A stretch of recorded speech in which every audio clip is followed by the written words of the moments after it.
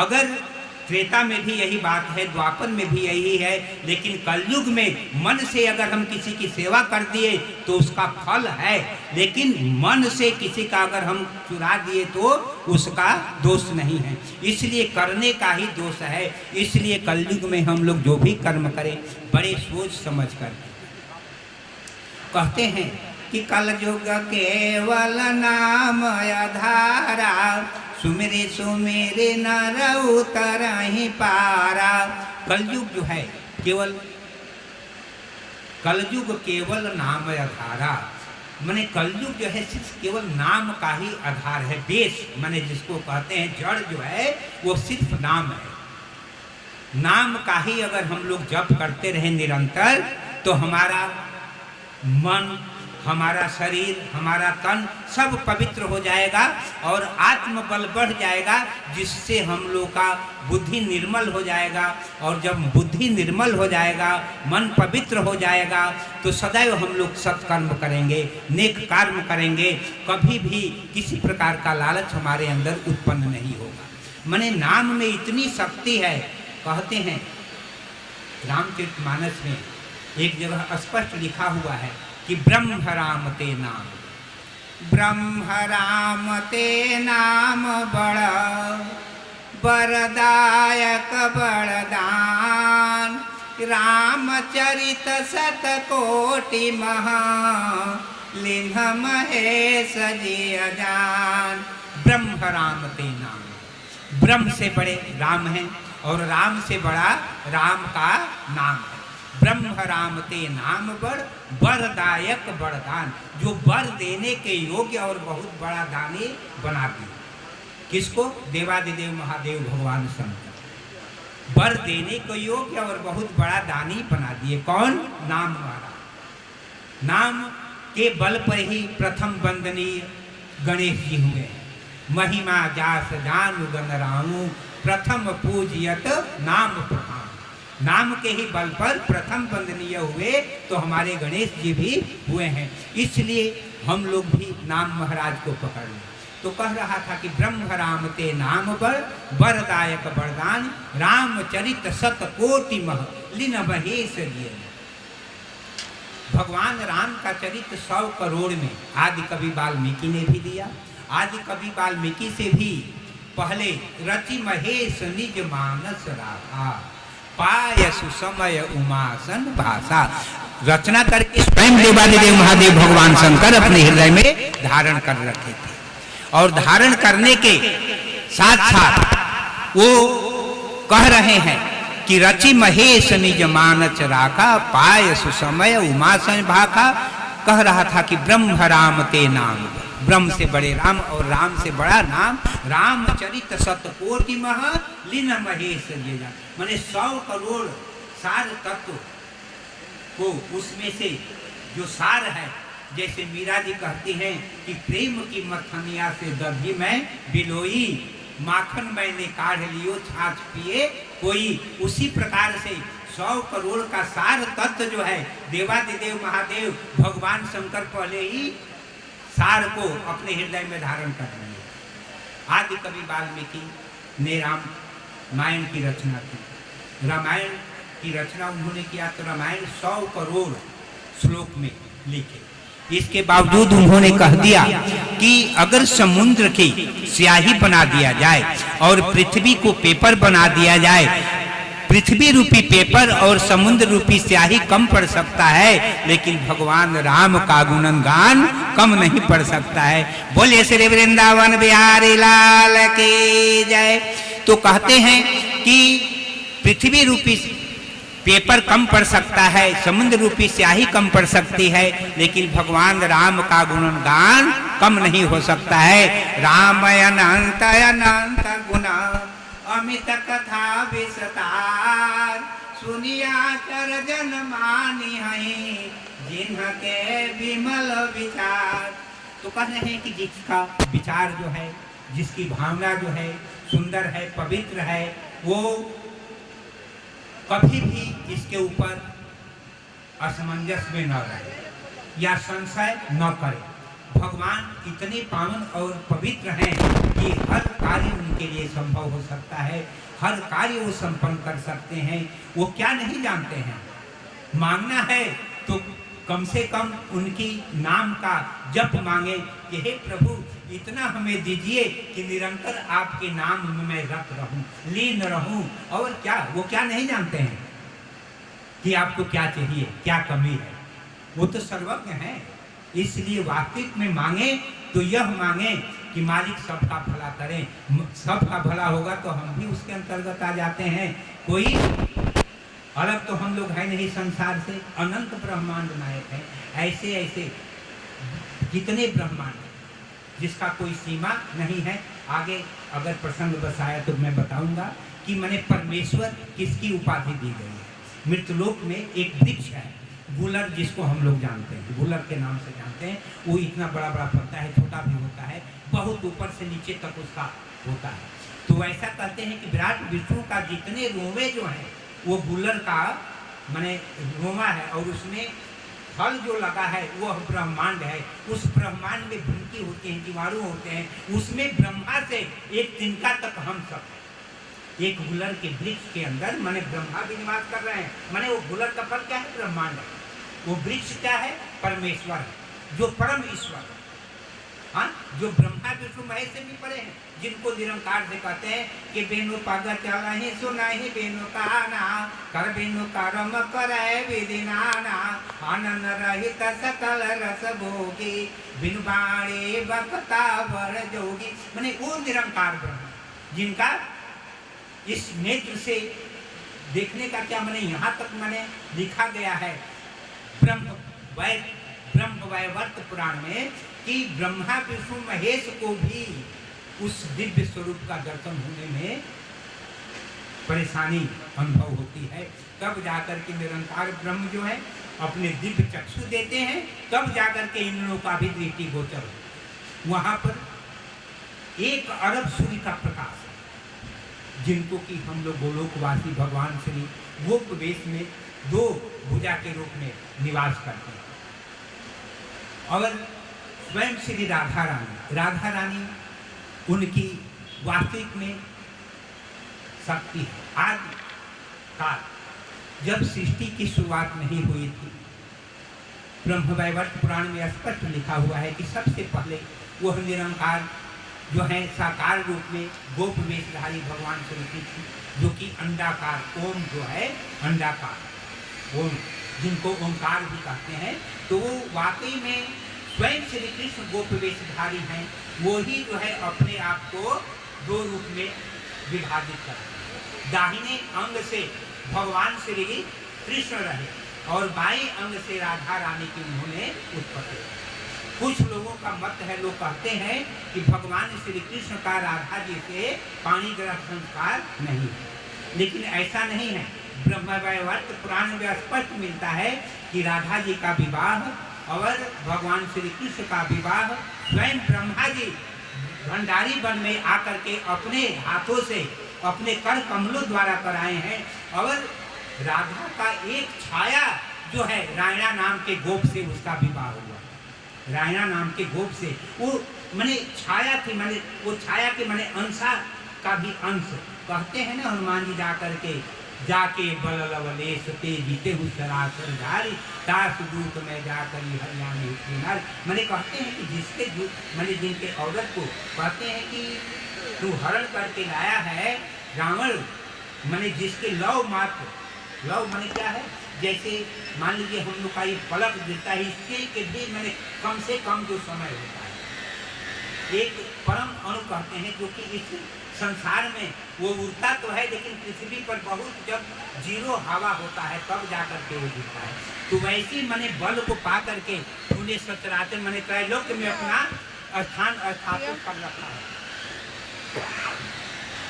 तो इसलिए तुम ये मत सोचो कि परमात्मा का कितना सामर्थ्य है, इसलिए तुम ये मत सोचो परमात्मा का कितना सामर्थ्य है, कितना उनके अंदर शक्ति है, यह कोई कह नहीं सकता। तो हम लोग कह रहे थे कि ब्रह्म राम के नाम जप, ब्रह्म से बड़े राम और राम से बड़ा राम का नाम। नाम क्यों बड़ा है? राम एक तापसति अतारे, नाम कोटि खल कुमति सुधारे। माने भगवान राम जो हैं एक तपस्वी के नारी को समर्थवान हुए, माने उसको कौशल्या को, गौतम ऋषि के और नारी अहिल्या को उन्होंने, क्षमा कीजिएगा कौशल्या मुख से निकल गया, तो माने अहिल्या को उन्होंने पावन किया। और वो भी पावन तो किए, लेकिन जब जनकपुर में जाते हैं और दोनों भाई विश्वामित्र का चरण सेवा करके जाते हैं, तो भगवान राम का सेवा लक्ष्मण जी किया है। लक्ष्मण का जब सेवा करने लगे, लक्ष्मण जी जब राम की सेवा करने लगे तो कहे कि भैया एक बात पूछूं? तो बोले कि हाँ पूछिए। क्या पूछना चाहते हो लक्ष्मण? तो बोले कि भैया ऐसा है कि जब आप गौतम ऋषि के अहिल्या को जब आप चरण स्पर्श कर रहे थे, तो जिस प्रकार से सुबह के समय में धूप के ऊपर उस का कण हीरे जैसे चमकता है, मोती जैसे चमकता है, वैसे श्वेत बूंद जो है आपके ललाट के ऊपर मैंने देखा कि आपके ललाट के ऊपर जो है श्वेत बूंद चमक रहे। तो आपके ऊपर मतलब इतना पसीना, इतनी घबराहट मैंने जीवन में कभी नहीं देखा। तो बोले कि हाँ लक्ष्मण, वास्तविक में तुमने सही देखा और सही तुमने मापदंड किया।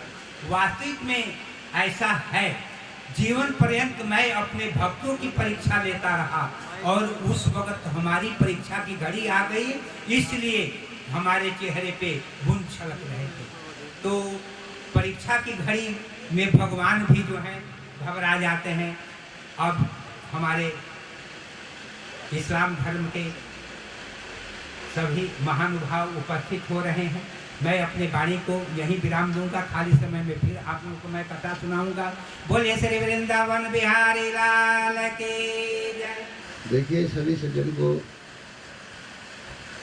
आप देख रहे हैं, ये धर्म सम्मेलन कल जो सिख संगत थी उन्होंने अपने विचार रखे, सभी ने बड़े प्रेम से सुने, अपने दिलों में उतारे। आज जो सबसे बड़ा शब्द सृष्टि के अंदर में, कुरान के अंदर में हम सुनते आए हैं, मुसलमान। मुसलमान का मतलब जो अपने वचनों का पक्का। रामायण में भी लिखा है क्षत्रिय के लिए, वही लिखा है मुसलमान के लिए कि रघुकुल रीत सदा चली आई, रघुकुल रीत सदा चली आई, प्राण जाए पर वचन न जाए। यही सब मुसलमान के लिए है कि जिसने अपने ईमान को समझ लिया। मान, ईमान, मान सत्कार, सब में अल्लाह का रूप दर्श देखना, मजहब, मान, सम्मान, अपने अंदर में उसकी अनुभूति कर लेना। और आप देख रहे हैं कि जो शब्द में दिनचर्या में अपने आप में जहाँ सत्य मुसलमान है, वहाँ एक मत्था टेक के देख रहे हैं, सहज ही अनुभूति शांति की होती है। तो आज वही मजहब है आपके सामने कि जो ज्ञानी है, ध्यानी है, अपने मजहब के बारे में कैसे उत्पन्न हुआ, कैसे इन्होंने उन दुष्टों से रक्षा करके अपना स्तंभ जमा करके मुसलमान शब्द का पसारा फैलाया। क्योंकि आज उन्होंने अपने वैभव से जो भी कुछ प्राचीन दिखा रखा है, दिल्ली के अंदर भी ऐसी जो बिल्डिंग बनी हुई है आज तक किसी ने नहीं बनाई, जो बम्बों से भी नहीं टूटती। इसी प्रकार जब जिनकी बम्बों से निर्माण की हुई बिल्डिंग भी नहीं टूटी, तो मुसलमान शब्द कैसे टूट सकता है? तो टूट ही नहीं सकता, क्योंकि मुसलमान सबको जोड़ता है, भाईचारे को पैदा करता है। तुझे वो मजहब आपके सामने है। जो तुम्हारे दिलों में उस मजहब को उतार करके तुम्हें अपने अस्तित्व का जागृत करेगा। तो मैं प्रार्थना करूँगा कि सभी मेरे पुकारी में इज़्ज़त माब आली वक़ार तमाम सामाईन और हमारे बहुत ही दाद व तहसीन के काबिल किरणदास संत जी, सबसे पहले मैं अपने ऊपर ज़रूरी समझता हूँ ये बात, क्योंकि आज के प्रोग्राम की जो मुनासबत है ये मज़हब इस्लाम से है। क्योंकि मुझे और मज़हब इस्लाम के तमाम मानने वालों को इस बात पर मुकम्मल हक़ है कि जो काम जिस तरीके से मज़हब इस्लाम में किया जाता हो उसको उसी अंदाज से किया जाए। तो हमारे यहाँ बड़े बुज़ुर्गों ने, अवतारों ने मुस्तकिल एक तरीक़ा हमें सिखलाया है कि जब किसी प्रोग्राम की शुरुआत की जाए तो उसकी शुरुआत से पहले उस पैदा करने वाले पालनहार रब्बुल जलाल मालिक हकीकी अल्लाह जल्ल जलालहू के कलाम से उसकी शुरुआत की जाए। तो उसी के लिए इंशाअल्लाह मैं आपके सामने आऊँगा। हमारे दूसरे मेरे बिरादर मोहतरम भी साथ हैं, वो भी कुछ अपने तासुरात आपके सामने रखेंगे। लेकिन सबसे पहले मैं समझता हूँ कि मेरे साथ मेरे हर दिल अजीज़ छोटे भाई कारी मोहम्मद लुकमान साहब मेरे साथ हैं। तो मैं उनसे दरख्वास्त करता हूँ कि वो अल्लाह की पाकीज़ा किताब कुरान करीम की चंद आयात आपके सामने तिलावत फरमाएँ, ताकि हमारे दिलों को इत्मीनान और सुकून मिल जाए। उसके बाद इंशाअल्लाह फिर हम मिलजुल कर मज़हब इस्लाम क्या है इसको हम सुनेंगे और फिर उस पर अमल की नियत करेंगे इंशाअल्लाह। सब करेंगे ना? तो मैं दावत देता हूँ कि कारी लुकमान साहब आए और कुरान करीम की तिलावत से महफिल का आगाज़ फरमाएं।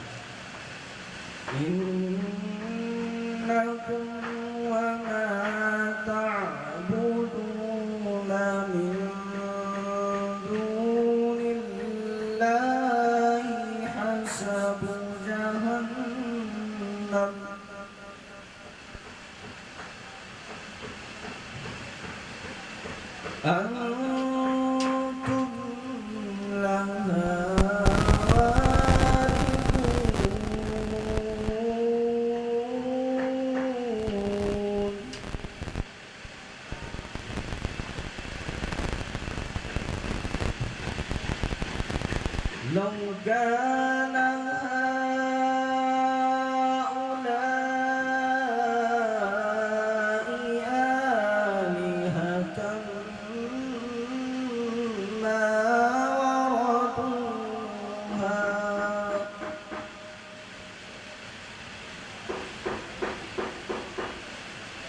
وكل فيها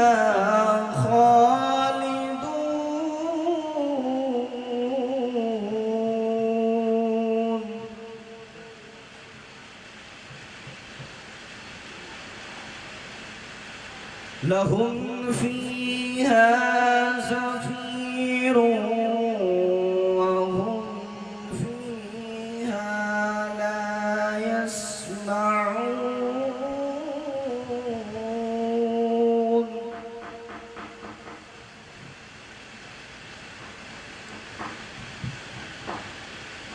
إن الذين سبقت لهم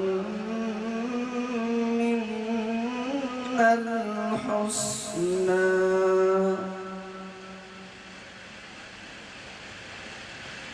لهم من الحسنى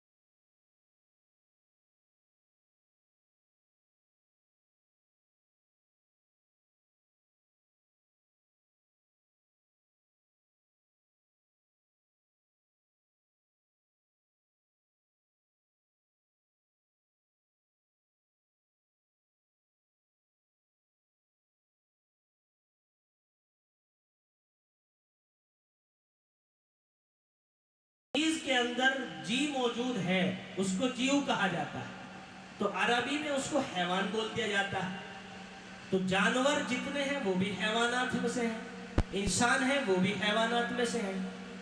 लेकिन इंसान की अलहदा से इम्तियाज और इज्जत बख्शने वाली जो चीज़ है वो एक लफ्ज़ है, हैवाने नातिक।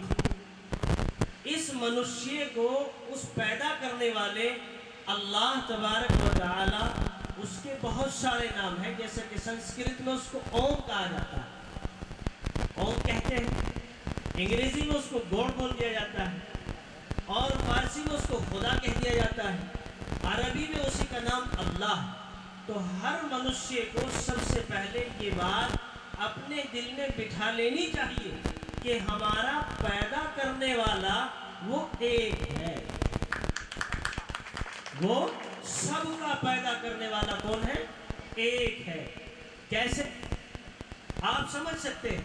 अगर आपके जिस्म का कोई अज़ू खराब हो जाए, अल्लाह ना करे, ऐसा अल्लाह ना करे, अगर किसी मनुष्य के हाथ से उसकी एक उंगली खत्म हो जाए किसी कारण, किसी हादसे के कारण, या मिसाल के तौर पर किसी काम करते वक्त कोई चीज लग जाए, पूरी दुनिया की ताकत मिलकर अगर केमिकल्स इकट्ठा करना चाहे और उस उंगली को बनाना चाहे, तो अल्लाह तबारक व तआला, उस ओम, उस भगवान, उस गॉड, उस ईश्वर, उस अल्लाह के अलावा कोई ताकत ऐसी नहीं है जो इंसान की उस उंगली को बना सके।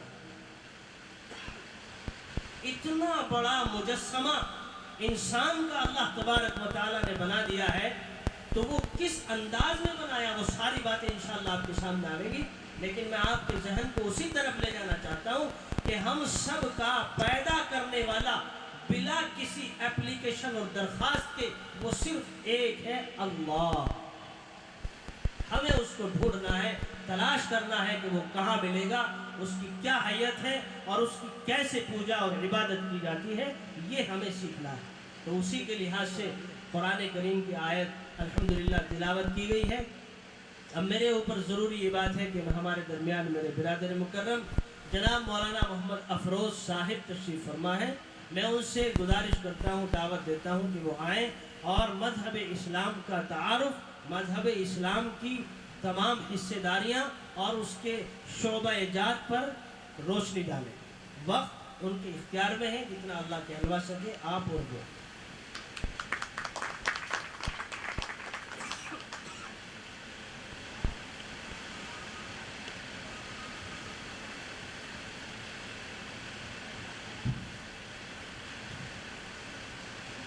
बिस्मिल्लाहिर्रहमानिर्रहीम। अल्हम्दुलिल्लाहि नहमदुहु व नस्तईनुहु व नस्तगफिरुहु व नु'मिनु बिही व नतवक्कलु अलैहि व नऊज़ु बिल्लाहि मिन शुरूरि अनफुसिना व मिन सय्यिआति अअमालिना। मन यहदिहिल्लाहु फला मुदिल्ल लहु व मन युद्लिलहु फला हादिय लहु। वअशहदु अन ला इलाहा इल्लल्लाह वहदहु ला शरीका लह वअशहदु अन्न सय्यिदना मौलाना मुहम्मदन अब्दुहु व रसूलुहु। अम्मा बअद। अऊज़ु बिल्लाहि मिनश शैतानिर रजीम। बिस्मिल्लाहिर रहमानिर रहीम। इन्नकुम वमा तअबुदून मिन दूनिल्लाहि हसबु जहन्नम अंतुम लहा वारिदून। लौ कान हाउलाई आलिहतम मा वरदूहा व कुल्लुन फीहा खालिदून।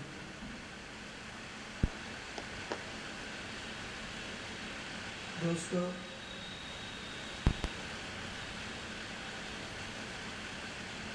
ये मजमा जो हमारे बीच इकट्ठा हुआ है, एक बहुत ही बड़े मकसद के हासिल करने के लिए ये मजमा यहाँ इकट्ठा हुआ है।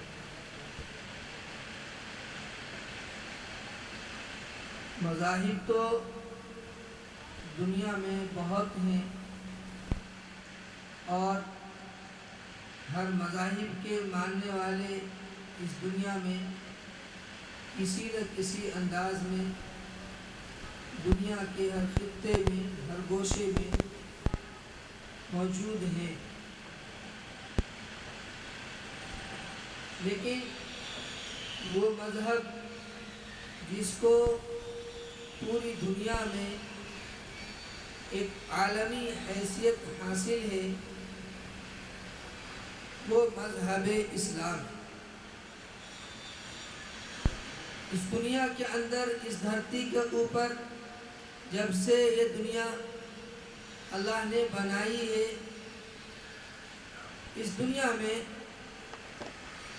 एक इंसान को अल्लाह ने बनाकर भेजा, जिसको हम और आप आदम के नाम से जानते हैं। वो हम सब के बाप हैं। और एक औरत जिसका नाम हज़रत हव्वा है, जो हम सब की माँ है। इसमें यहाँ कोई तफरीक नहीं है, फ़र्क नहीं है कि वो जो हव्वा है वो दुनिया जब ख़त्म होगी उस वक्त तक जितने लोग आएंगे वो सब उन्हीं की औलाद होगी। जब से यह दुनिया वजूद में आई है और जब तक इस दुनिया ने बाकी रहना है, उस बीच में जितने भी लोग आएंगे, मज़हब का इसमें कोई फ़र्क नहीं है। किसी भी मज़हब का मानने वाला हो, ये और बात है कि मज़हब दरअसल कौन सा हकीकत पसंदी पर मबनी है, वो अपनी जगह मुसल्लम है। लेकिन जहाँ तक इंसानियत की बात है, जैसा कि अभी मौलाना साहिब आपके सामने बतला रहे थे कि हज़रत आदम की औलाद हैं हम और आप। इसमें हम सब यकजा हैं, इकट्ठा हैं, मिले हुए हैं, कोई तफरीक नहीं है। अगर कोई मुसलमान है तो उसकी भी नाक सामने ही है, कोई सिख है उसकी भी नाक सामने है, कोई ईसाई है तो उसकी भी नाक सामने है, कोई यहूदी है तो उसकी भी नाक सामने है, कोई मजूसी है तो उसकी भी नाक सामने है, आंखें सामने है, मुंह सामने है। ऐसा नहीं है कि जो मज़हब इस्लाम का मानने वाला है उसकी नाक आगे है और जो दूसरे मज़ाहिब के मानने वाले हैं उसकी नाक पीछे। ऐसा तो नहीं है ना? क्यों नहीं है? पता चला कि जब से दुनिया बनी है और जब तक इस दुनिया ने बाकी रहना है, उसका इल्म अल्लाह के पास है कि दुनिया को अल्लाह ने कब ख़त्म करना है। कि दुनिया एक न एक दिन ख़त्म होगी। ये पेटेंट उसूल है, मजबूत उसूल है कि ये दुनिया ख़त्म होगी। जैसे इस दुनिया के बनने से पहले ये दुनिया नहीं थी, वैसे ही एक दिन फिर दुनिया ख़त्म हो जाएगी। फिर एक ज़ात बाकी रहने वाली है जिसको हम अल्लाह के नाम से याद करते हैं। कुरान करीम में जो आसमानी किताबों में सबसे महफूज तरीन किताब है, इसमें ज़र्रा बराबर तब्दीली नहीं है। खुद रब करीम अल्लाह ताला ने इस किताब की हिफाजत की जिम्मेदारी ले रखी है। कुरान कहता है इन्ना नहनु नज़्ज़लना ज़िक्रा व इन्ना लहू लहाफ़िज़ून। ये जो किताबें उतरी हैं आसमानों से, तौरात है, इंजील है, ज़बूर है और कुरान मजीद है। 4 बड़ी बड़ी किताबें आसमान से अल्लाह ने उतारी हैं। और छोटे छोटे सहाइफ किताबचे की शक्ल में भी जो पैगंबर आए इस दुनिया में भेजे गए, उनको वो किताबें, वो किताबचे दिए गए। लेकिन बड़ी बड़ी 4 किताबें हैं। उन 4 किताबों में जो सबसे महफूज तरीन किताब है, जैसे ही लौहे महफूज से आसमान से उतरकर ज़मीन पर आई, वो मिन्नो अन, वैसे ही हमारे मुसलमान भाइयों के पास मौजूद है। और जब तक इस दुनिया की बका है, जब तक ये दुनिया बाकी रहेगी उस वक्त तक ये किताब हमारे और आपके बीच मौजूद रहेगी। ये किताब क्या है? ये दरअसल हमारी ज़िंदगी के गुजारने के लिए